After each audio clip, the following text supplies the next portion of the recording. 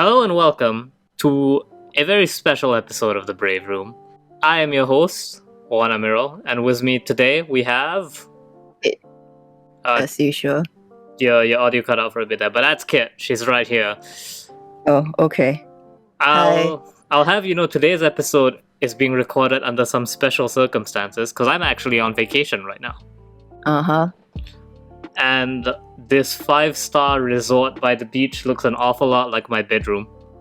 Can you believe it? I even got the hotel to make sure the desk was a mess and had a bunch of unpainted Warhammer figures on it. Yeah, that's a 5-star rating right there.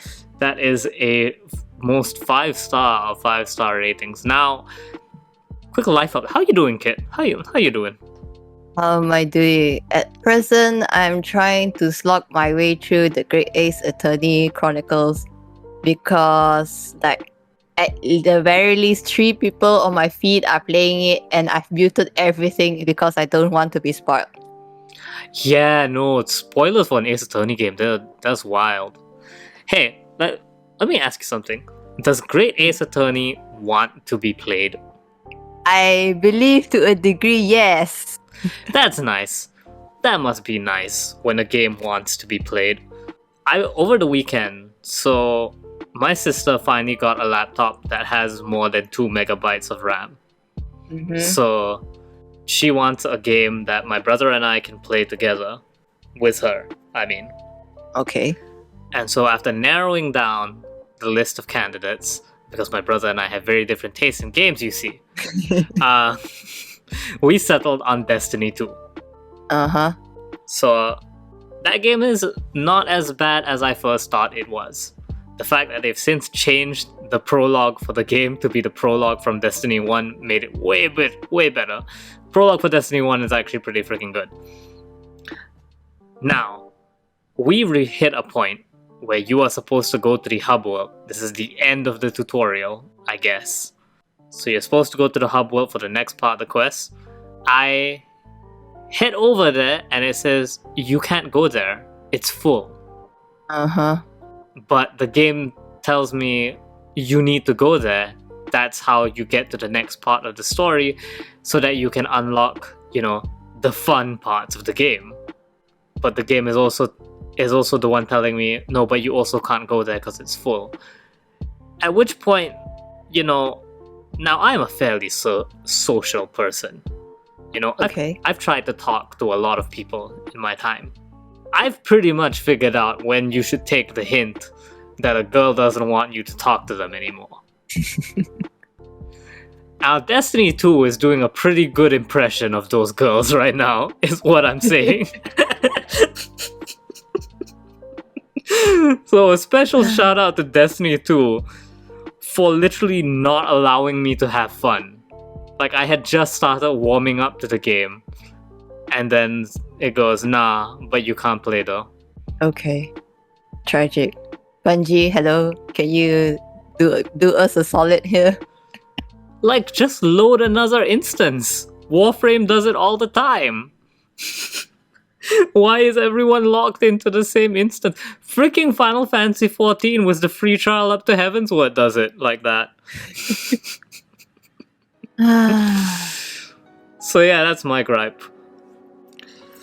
While I'm continuing, hey Certainly, it's still as slow as ever, and dear God, I really don't remember it being this plodding. To be fair, I think it's also the mechanics, because Ace Attorney 1 has no mechanics to it. It's literally just an adventure game. Whereas every other game started adding more stuff, like you had the spirit locks. Was that in 2 or 3? I can't remember. I don't remember either. I blazed through 2 and 3 in the same month. I legit have no recollection of which mechanics are unique to which game. But yeah, no, that's rough, buddy. I'm trying my best. I finished episode 4, so that means there's one more left of the first game. And then we have the second one. But let's not talk about that right now. Yeah, no, you know what we should talk about?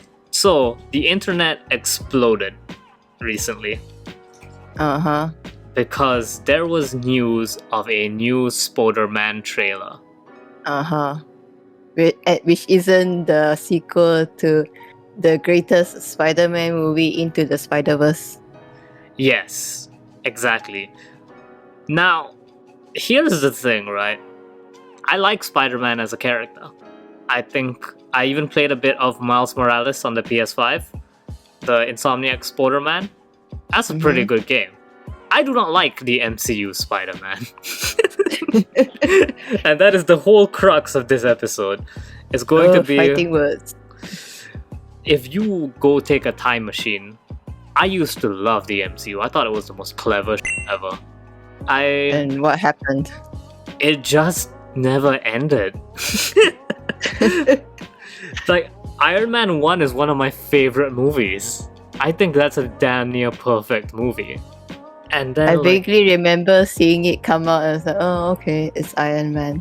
And like, it started around, the decay started around Guardians of the Galaxy 2. That's when I started going, maybe MCU no good. To full blown, I'm just not watching anything from the MCU anymore. But that wouldn't be a fun episode, would it? If I just said I'm not going to interact with this because I don't like it. So let's get into this. First off, I don't like Tom Holland. I think he's overrated. I guess he's kind of cute, but that's about it for me. To the point where they made him Nathan Drake, I'm just like, oh, are you serious? Nathan Drake, that means Uncharted, right? Yeah. He's Nathan Drake in the upcoming Uncharted movie. Okay. It's just okay. like, I feel like MCU Spider-Man doesn't know what Spider-Man is. I mean, I was listening to like an hour video essay about why MCU Spider-Man is like really, really boring. Here's the gist of it, right? I'm willing to bet money that I'm about to say what the point of the video essay was as well. Is that Spider-Man has always been a character who, against all odds, like, pulls himself up by his bootstraps. So it's like, oh man, I got bitten by a spider and now I have powers. Well, I'm going to build web shooters in my own costume, and then I'm gonna save the day and get fired from my pizza job. Because of it, right? Whereas MCU Spider-Man, that all happened off screen at the start of Civil War. And then Iron Man's like, you're my protege now. I built you a better suit. And then in this new Spider-Man trailer, because Tony Stark is alivened, now Doctor Strange is like, hey Peter Parker, now I'm your new dad. Hooray. Oh, did the world discover your secret identity? Let me just fuck with time and reenact the worst Spider-Man story in all of comic book history and just reset time so everyone forgets about it. That's the funniest thing. Do you know what One More Day is, Kit? I am not aware of comics very much. Sorry. Okay, that's good. I'm not that into it, but this is how infamous One More Day is that it's reached to me. One More Day happens at the end of the Civil War comic, I think, which is, the same thing happens. Peter Parker reveals his identity to the world. Surprise! Having essentially a normal guy in New York suddenly turn out to be the guy who took down the mob and every other supervillain in the most supervillain infested part of the world is a bad thing, and there are consequences to that. So he makes a deal with the devil to reset time. Okay, so the devil is canon in Marvel. Yeah, how else do you think Ghost Rider came about? Yeah, he makes a deal with Mephisto. And this isn't one of those things where at the end of the story, he's like, oh man, I'll fix it. It never gets fixed. Okay. It's just a thing that happens, and no one else knows about it. It is so much for great power, great responsibility. Yeah, I am convinced, because the trailer shows Doctor Strange Like, because Wong tells him, like, Strange, don't you fucking do that. And Strange does the wink, and it's now a meme. And then he does it anyways. I am pretty sure the twist of that movie is going to be that was Mephisto. And this is going to be how they introduce Mephisto into the game. Into the MCU. Because, like, Doctor Strange is supposed to be the most, like, there are rules guy. Like, he'll do magic for shit like stirring coffee or whatever, but, you know, considering he used to watch over the Time Stone, I'm pretty sure he's not going to just reset time on the whims of a kid from Brooklyn. But he's so cute, Uwu. Yeah, that's gripe number one, is that holy shit, of all the Spider-Man stories you picked that one. But then some nerd is gonna be in the comments, be like, but that's what happened. Shut up. Second thing is, I hate that the MCU has adopted nanotech as its official excuse. Nanomachine, son? Nanomachine. Here's the thing, it works for evil senators, not for superhero costumes. My favorite thing in every superhero movie is, you know, the suit up moment, right? The magical girl sequence. The magical girl sequence. The Superman running into a phone booth and coming back out, you know, all dressed up. That's the best.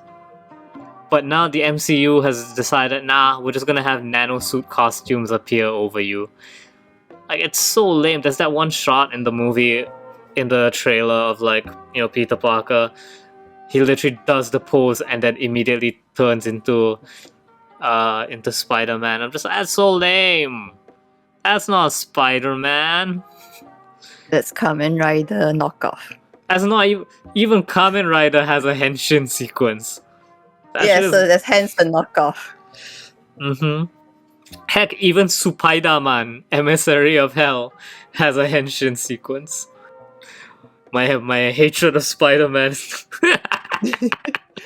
is too strong for this episode. But yeah, speaking of henshin sequences, by the way, Kamen Rider Gaim has my favorite henshin sequence of all time. Gaim is the fruit-themed Kamen Rider. So, yes, I vaguely remember that. So first, like, the undersuit, like, appears over him. Mm-hmm. And then a fruit, like a zipper, appears over his head, and a fruit falls onto his head, and the fruit unfolds into armor. It's great. And his belt is a fruit, like, the belt has a knife on it, and so you stick the fruit onto the belt and you pull the knife down like a lever and it cuts open the fruit, and that's what triggers the head. This is the best. Let's see, my Kamen Rider experience is a little bit of Denno and a little bit of X8. That's not bad. That's not bad. I actually do have like 24 episodes of X8 just sitting in my hard drive, waiting for me to watch, and like, oh god, right, there's a thing over there. So yeah, and I hate back on the MCU crap. The thing I hate about it is that, because Iron Man started like that, right? Like, Iron Man was a suit of armor that he had to put on, and that was the drama of the movie, is can I get back to my house fast enough to put on the suit of armor, right? Okay. And that was cool. I love that. In Iron Man 2, tension. Yeah, in Iron Man 2 he had the briefcase, which was also really cool because it was still really clunky. I also have a figure of that Iron Man because again, I like the clunk of it, right?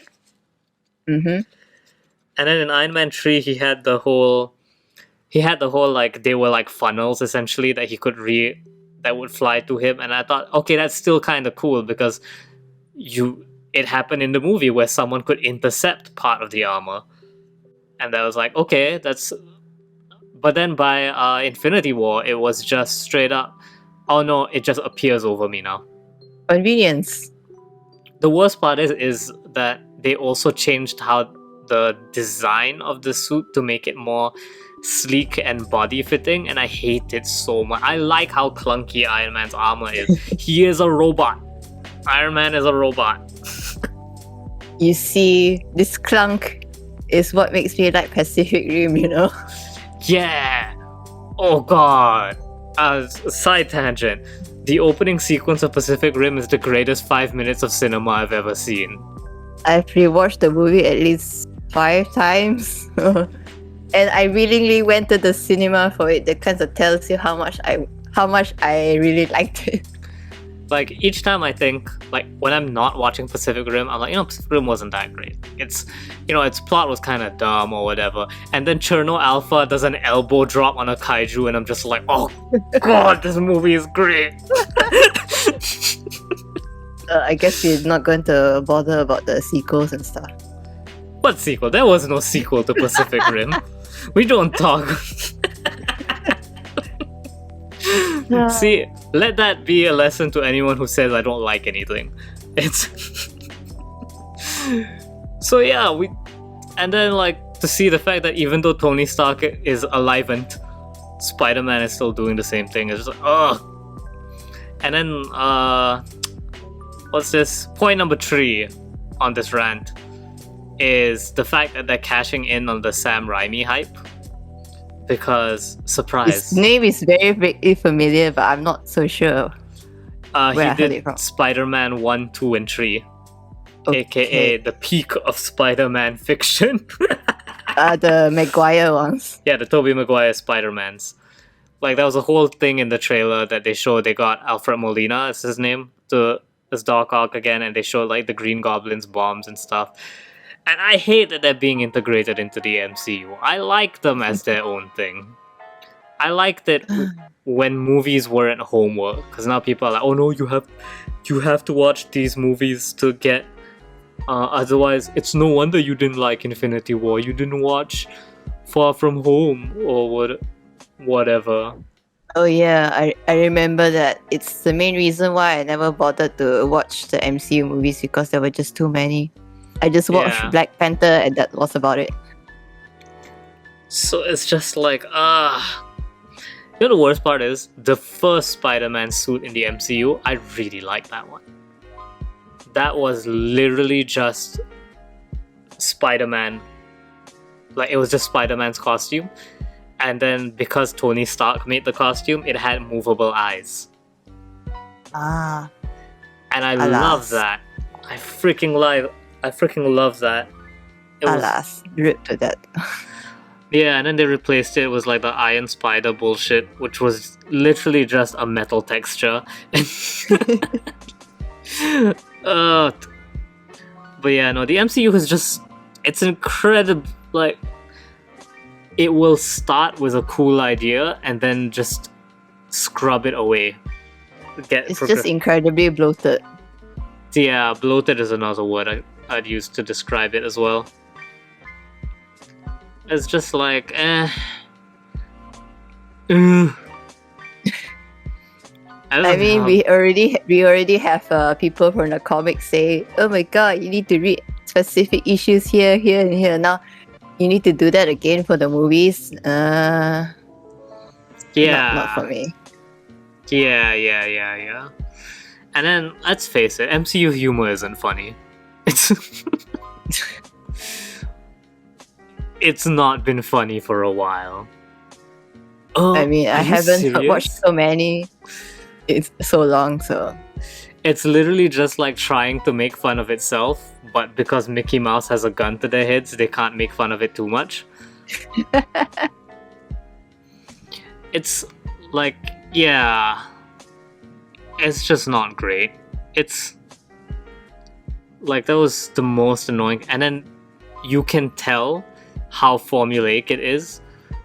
Like, so Mandalorian... It extended to Star Wars too.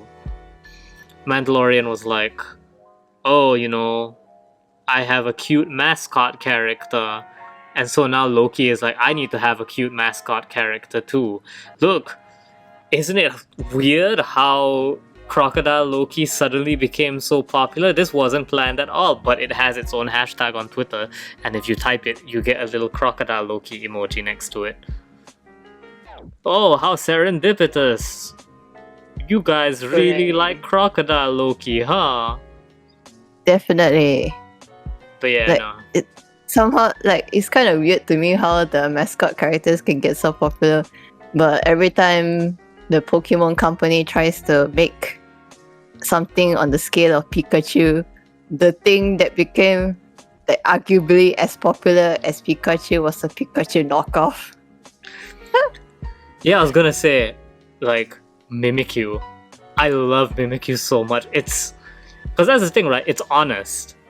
Like, you had stuff like Pachirisu and Emolga, where it was like, no, what are you talking about? This isn't a Pikachu knockoff. This is just this region's electric mouse Pokemon.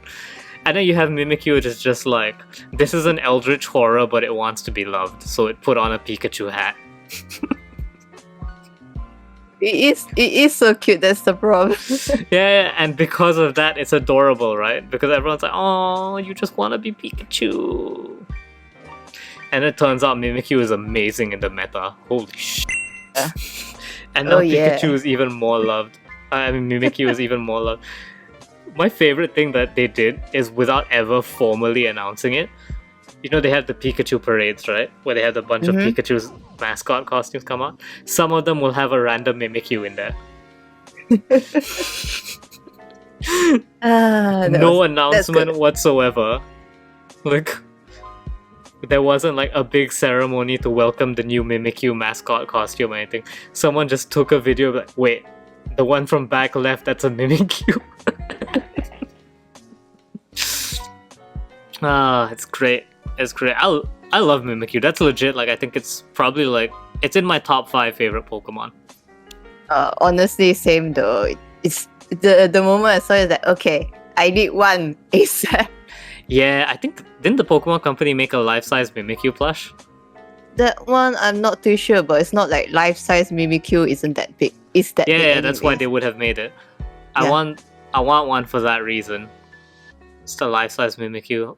Oh, my room doesn't have space for that kind of stuff. Hold on, I'm gonna do this live on the podcast. Life-size Mimikyu.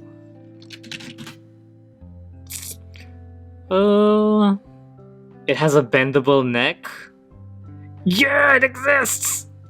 22.5 inches tall. How much is it? $44.99 USD. $44.99? Yeah, that's not too expensive, is it? No, it's not too expensive at all. But is it still in stock? Hell if I know. But anyway, it exists. It exists, and that's what's important. So yeah, that's my point. Is that Mimikyu is great, and I don't remember how we got here from the MCU. I told you the MCU topic wasn't very long. I just wanted to complain about that. Like, MCU movies look boring. I hate the fight scenes. All the fight scenes are terrible, which is a shame. It's shiny, don't you see? It's shaky. That's what it is. I'm sure Ben, who's editing this right now, being a film student, is like agreeing with me. And if not, I'm gonna, pile on reviews for you. It's weird because the first Avengers movie had that one really cool scene, which was like Iron Man flying around the city, and then like he'll fly past one character and the camera would tilt down to them and they'd be doing something. Like, that was cool. That was visually cool. And yet every other fight scene in the MCU is garbage. There's been a lot of Sam Raimi appreciation on Twitter lately, which is where this whole episode started. And they showed this scene where the Green Goblin punches Spider-Man. It's you can say it looks campy. I won't stop you there, because it's literally like close-up of Green Goblin punches towards the camera and then cuts to Spider-Man flying across the room, right? Mm-hmm. Like, I'm not gonna argue with you that might look a little campy, but it's better than some generic military martial arts where it's got like some visual spice to it. Yeah, it's got spice to it, and more importantly, I can see what's going on. Every MCU movie I watch now, where there's a big fight scene, I just kind of like cross my eyes for a few seconds, and then when it comes back into focus, someone's making a shitty joke. Or a grand speech, I suppose. No, the MCU doesn't really do grand speeches. Like, a Okay. character will do a grand speech and then someone will go, are you really making a grand speech? Last thing, because as much as comic books are silly, they are serious as well. And the MCU seems to not get that. You mean that? I guess that's kind of like how Formulaic it's become. It just sticks there and it can't move forward. Yeah. The worst part is that the MCU is trying to pull me back in. There were leaked photos of Moon Knight for his Disney Plus series. And Moon Knight is like the ultimate C-lister superhero. He is either an avatar of the Egyptian moon god, or a man with schizophrenia and money. And it is never answered which it is. So his original costume is like the most 80s thing ever. It's literally just his entire costume is white and he has a cowl. He's literally budget Batman. But his design from the leaked photo is like a mummy. Like, it's the same silhouette, but the details are that it has more like cloth wrappings around him to make him look more mummy-like, and that's sick. And I just know they're gonna get rid of it. They're gonna replace it with some white Kevlar bullshit. That's the other thing I hate. The costumes are terrible. Like, Oh well. Iron Man 1, the first Captain America movie, and Black Widow's outfit in the Avengers. Those are the only 3 MCU, and the first Spider-Man appearance. Those are the only 4 outfits that look good. I couldn't tell you what the rest of the MCU outfits look like. Like, I really liked the fact that Cap looked like a tank in the first Captain America movie. Because it was literally just soldiers' fatigues, but spray painted in the colors of the American flag. Oh, that actually sounds kind of rad. Right? It was really cool because that's what he was. He was literally just a soldier. And then, they gave him the spandex in Avengers, and then they made, and then the design has just been terrible ever since. Like, they keep trying to change it, and at the end of the day, it just looked like Chris Evans. I hate it. I hate it. So yeah, that's kind of my MCU rant, pretty much. I tried watching Falcon and the Winter Soldier. That's a weird series. Weird as in what way? Weird as in, wasn't this supposed to be a superhero movie? Is it just a body cop thing? No, it's a racial allegory. It's a sterile racial allegory. Like, I didn't watch the whole thing, admittedly. But the episode I did watch was super weird because they talked about like how Cap isn't actually the first Cap. He's just the first successful one. And they tested the super serum on a bunch of black people because it was like the 30s or whatever. And so, I thought that was really cool potential to talk about something, because the Falcon was supposed to be the next Captain America, and then he met like the guy that they tested it on. And he's like, yeah, no, like everything else in America, it's built on the fact that they forced a black man to do all this, and then wouldn't even credit him in the textbooks for it. And then the episode ends with Falcon going, nah, old man, the future is now. You're too angry, old man. And I thought, of course that's how it ended. You're not allowed to have interesting things in the MCU. There is no shades of grey here. Yeah, he literally goes, no, but Cap is good though. I'm sure someone's going to correct me on this, because again, like I said, I didn't sit down and watch the whole thing. But Yeah, I'm pretty sure I don't need to.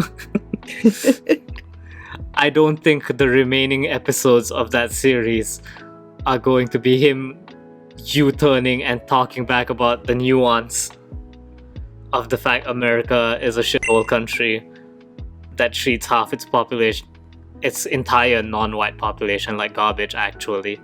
Now that oh boy. That's a yabai thing. So yeah, no.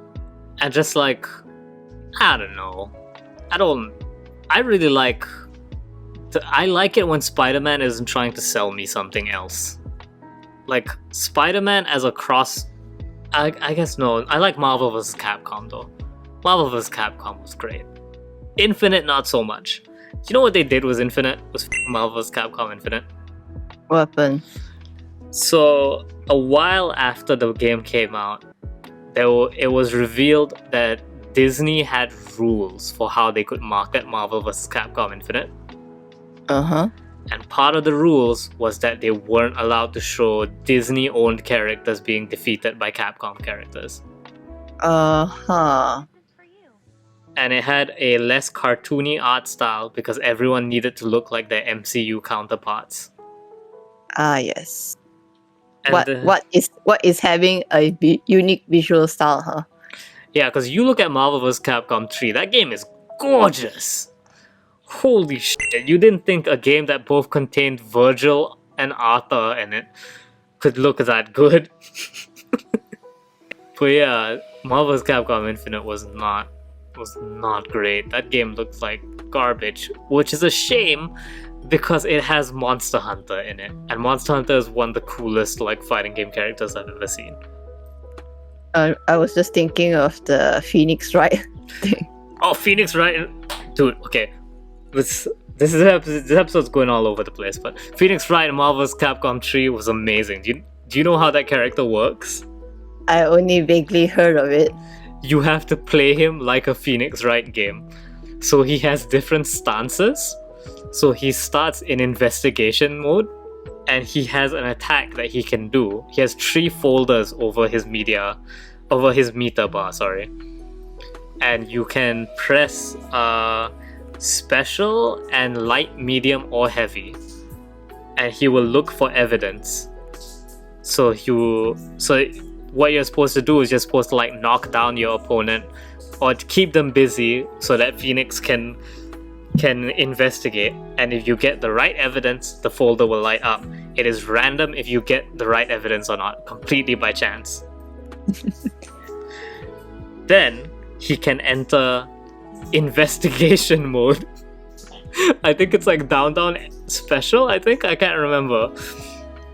But so in investigation mode, he has more attacks. Most importantly is he has the objection. Wait, courtroom mode or because you said he started investigation? Oh, sorry. Yeah. This is courtroom mode. Yeah. So he enters courtroom mode, and now he has a bunch of new attacks. I can't remember what they are. I only remember objection. So you can enter this mode even without all the evidence. But if you have all the evidence and you hit someone with the objection, whatever music is currently playing will change to the turnabout theme as he enters turnabout mode. Nice. And in turnabout mode, all his attacks are buffed. Every single one of his attacks that involve him like throwing out his hand, a huge spirit hand will come out and extend his range like massively. Oh, that's the thing. In courtroom mode, all the evidence that you do gets you different special attacks. Uh-huh. I see. And so in turnabout mode, the special attacks are also enhanced. Nice. I think the most I remember is him summoning the judge. Oh, that's his regular super, yeah. You can use it. I think it gets rid of all your evidence or something like that. I can't remember. When you're in turnabout mode, he gains access to his level 3 super, which I can't remember what it's called. Oh god. I think it's just called Ace Attorney, yeah. And that's the one where he puts the enemy character on the stand And he does like it's straight up just a Phoenix Wright cutscene where he does like the paper thing, and then he Slams on the desk. yeah, he slams on the desk, and then the character, you know, they do the on in courtroom meltdown. And you know the thing about Ace Attorney is it is the second highest damage of all the supers in the game. Nice. I think second highest, or it's tied for first. Like the most powerful super in the game is Virgil's Dark Angel attack, because like I think some 65k unscaled damage or something like that. And so Phoenix Wright's Ace Attorney is either the same or slightly less than that. It's the best. And what do you know? It ties back to me playing the Great Ace Attorney mentioned right at the beginning of this episode. Yeah. Yeah, Phoenix Wright is such a great character. Now that I actually know how to play fighting games, I'm tempted to like see if I can actually run some Phoenix Wright setups. He covers so much of the damn screen. But so yeah, okay. Basically, summary of the story: MCU bad, 1 no likey. Pacific Rim good, Marvel vs. Capcom 3 good. That's an episode, I guess. Thank you so much for listening. Don't forget, if this episode gets 1,000 plays, we had to take one of your suggestions. If everything goes according to plan, we should have some really interesting episodes for the Brave Room coming up. Okay. So make sure to tune in to us for that. You know, if you're watching this on YouTube, don't forget to, you know, like it, subscribe it, leave a comment, especially if you're watching the premiere. Anything you want to say, Kit, before we get out of here? I should watch more movies, probably. I mean, do you have to, really? You got Pacific Rim. That's... Yeah, actually, no, you gotta watch The Shape of Water. That's the only movie I did watch it. I did watch it. Hell yeah, see, you've watched all the good ones. The hell's a Citizen Kane? Get that shit out of here. This has been another episode of The Brave Room. Take care, guys. Take care.